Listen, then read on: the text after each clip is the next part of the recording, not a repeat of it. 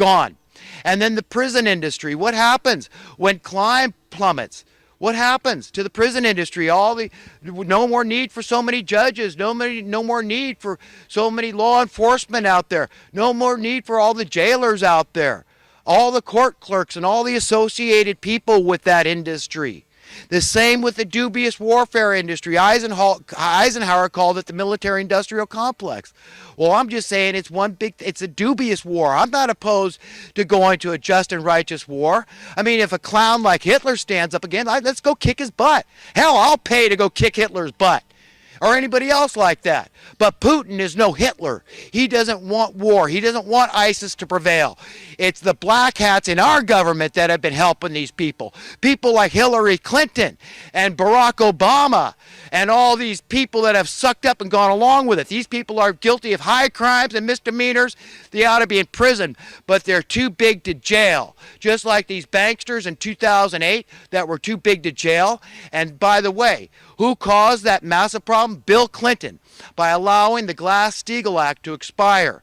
This regulation, this consumer protection regulation that protected the people from these mad dog banksters out there, essentially gangsters, wolves, and vulture capitalists that just wanted to dump all this money on the market. What do you think? They need it back. They get it back. Do you understand? As long as they get a promise that say, hey, you know what? Doesn't matter how much money you dump on the housing market. It doesn't matter how true and accurate these property appraisals are. The appraisers are working for the banks, and the banks want to do what? What's their product? Rented money. They want to dump as much as they can, and they drive your prices through the roof. This is what happens. So Bill Clinton essentially single-handedly caused the 2008 banking bailout takeover, okay, of America. This is what it's all about. And then the politicians legitimized it. They validated it. Republicans and Democrats in this establishment, this crony capitalist, fascist politicians, they make me want to pull my hair out, okay? These people make me want to vomit. They're murderers. They're complicit in murder. All these dubious wars. Do you understand what's going on in the children?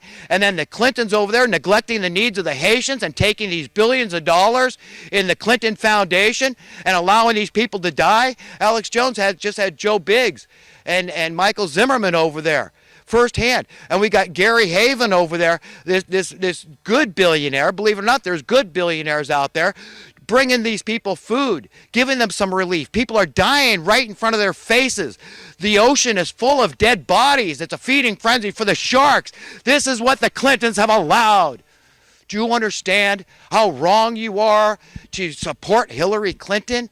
Okay, any other woman on the face. I voted for Roseanne when it was a choice between Barack Obama or this other evil idiot on the Republican side, this John McCain character. He was another one that said, oh, I'm intimate with these terrorists. He didn't call them terrorists. Euphemistically, oh, the freedom fighters against Assad, who, you know, Christians have been living side by side with their Muslim and Jewish neighbors for thousands of years, okay? But no, we're going to support these freedom fighters who are lopping the heads off the Christians over there. And then Hillary Clinton's taken how much money? Millions of dollars from the Saudi Arabian government, okay, for support. Do you know how repressive the Saudi Arabian government is to women? Do you understand that women aren't allowed to drive in Saudi Arabia? They got to cover their faces. If I talk in any way that's considered any way against the government there, I'm getting my head cut off, okay? That's it. They're not going to bother paying to keep me, you know, 3 hots in a cot like we have in America. No, you're getting your head lopped off. And this is the country that Hillary Clinton is taking money from, that they're supporting her, okay? ISIS is supporting Hillary Clinton. Understand, these are the jihadists. These are your Wahhabists. These are your al-Nusra. This is your Al-Qaeda. That's who she supports, and John McCain. So this is not me picking on Democrats here. I could care less. If JFK was a Democrat or Republican, I'd feel the same way about him as would the vast majority of Americans. Beloved American president. And if Donald Trump was a Democrat, I'd feel exactly the same way about him. So this is not about party loyalty. That's a bunch of bull. Don't be loyal to any. That's a problem with Hitler. Oh, his Nazis are, commanders. Well, they're loyal. We think he's a, powerful man and he's going to win. He's so persuasive and all this. Well, he got his butt kicked.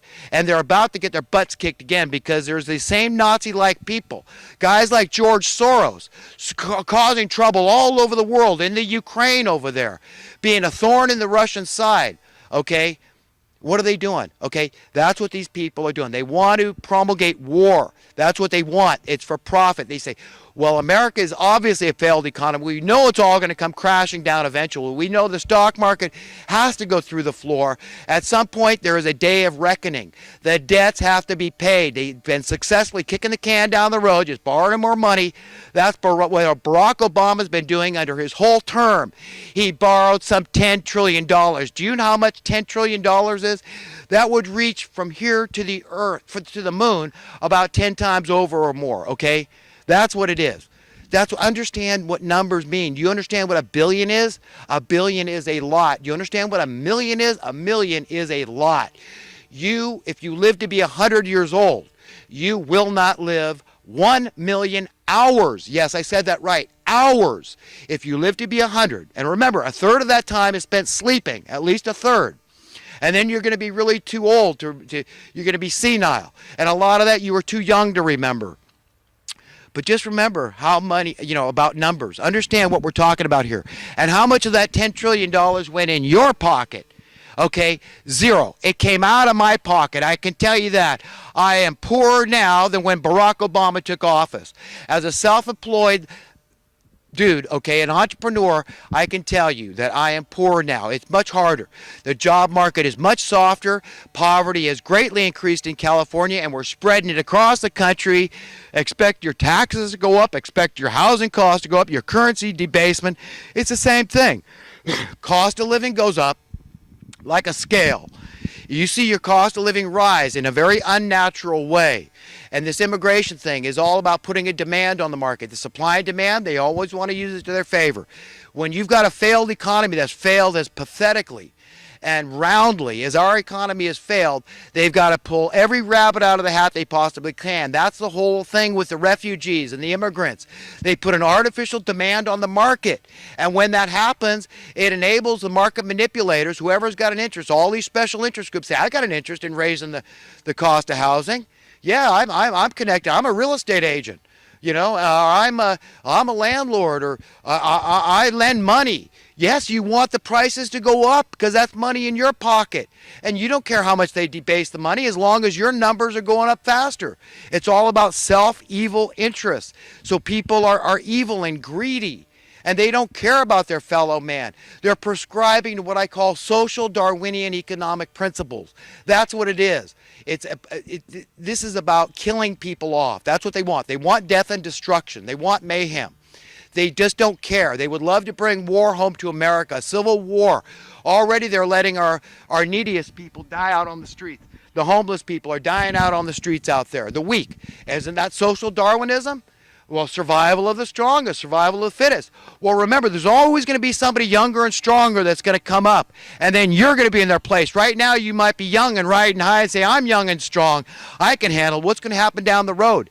See, they don't want any prosperous nations on the earth, because then you could set an example to other countries of what you can do.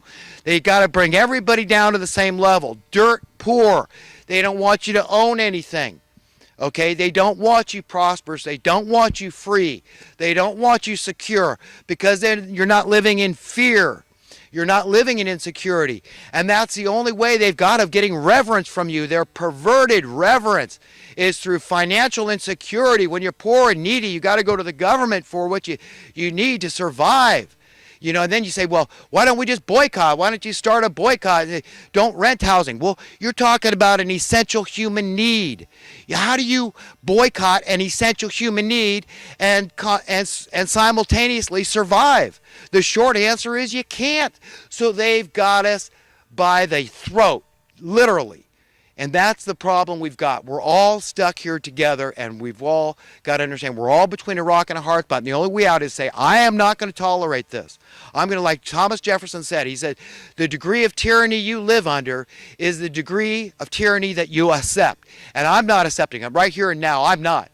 Okay? I don't want to go along with this scam, man, because it's killing people. And I'm not having that on my conscience. Okay? So if I had my way, and when I ask the question, whose planet is this anyhow? I'd say it's your planet. It's my planet, his planet, her planet. It's our planet. That's God Almighty. We are his cosmic children. This is not about religion. This is just about the way it is, the matter of fact, okay? Equality is not conjecture.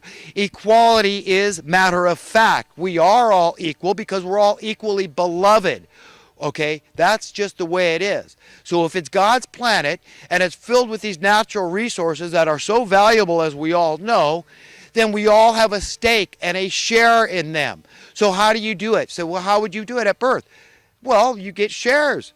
That's it. You were born a trillionaire. If we're all born trillionaires and we all have a level playing field, hey, that's it. We serve each other of our own free will and accord because God put it in us to not want to be decadent, self-serving, lazy slobs, okay? That we go out there, we want to be appreciated. That's the greatest joy a person can ever have. Look what King Solomon said about this, that this is the greatest thing, the greatest gratification and satisfaction a man can have under the few days he has under the sun is to go out there and serve, to work. And he wasn't saying that because of, that he was a slave driver. He wasn't known to be a particularly mean guy, okay? No, this is just the way it is. This is the true utopia that we could have. It's one that's established by God. And people that would disagree with me and they want to argue with me and get pugnacious with me, I'd say, you know what? Turn to him. Turn to his view. Are you really adopting his view of this? That you need you need a harsh taskmaster? You need somebody, an authority figure? You need a big brother? That's your problem. I don't need it. I can depend on my conscience because I know he oversees my conscience. And I'm going to go out there and I'm going to serve humanity to the best of my ability. And if I want to do this for a year and then I want to go do this, then I'm going to do those things. I'm going to do whatever I want to do and I'm going to be free to live anywhere at any given time I want to on the face of this God's green earth. And that's it. And that's going to be the same case for everybody. And things are going to work fine. And we're not going to worry about things like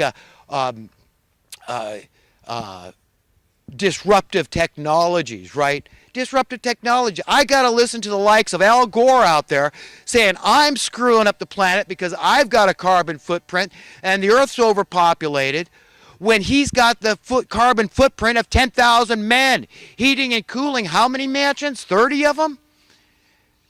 And then he's flying around here. And how much jet fuel is he burning? So what is 10,000% more than the average person? That's not far-fetched. That's not even being hyperbolic. That's probably very accurate. Disruptive technology, that means cold fusion. Look up cold fusion. That means your entire house could be heated and cooled and all the appliances could be run with very little, absolutely no carbon footprint. That is the technology that exists today. But who's going to call it disruptive technology? Well, what special interest group has an interest in us not getting off oil? Duh. Put it together. The nuclear industry, the oil industry. Okay, put it together, figure it out, PG&E. Well, all these workers with PG&E, they'd be out of a job. Well, that's too darn bad. Then what am I saying? I'm saying go find something to do with your time, because if everybody is prosperous and we've got completely free, clean, perpetual energy, there's no problem. And then what about contending with planned obsolescence? It's not like we can't make cars that last forever, basically, okay? But it's like, oh no, well, we can't have that because if they don't break, then we don't make a profit. You'll drive all the car manufacturers out of business.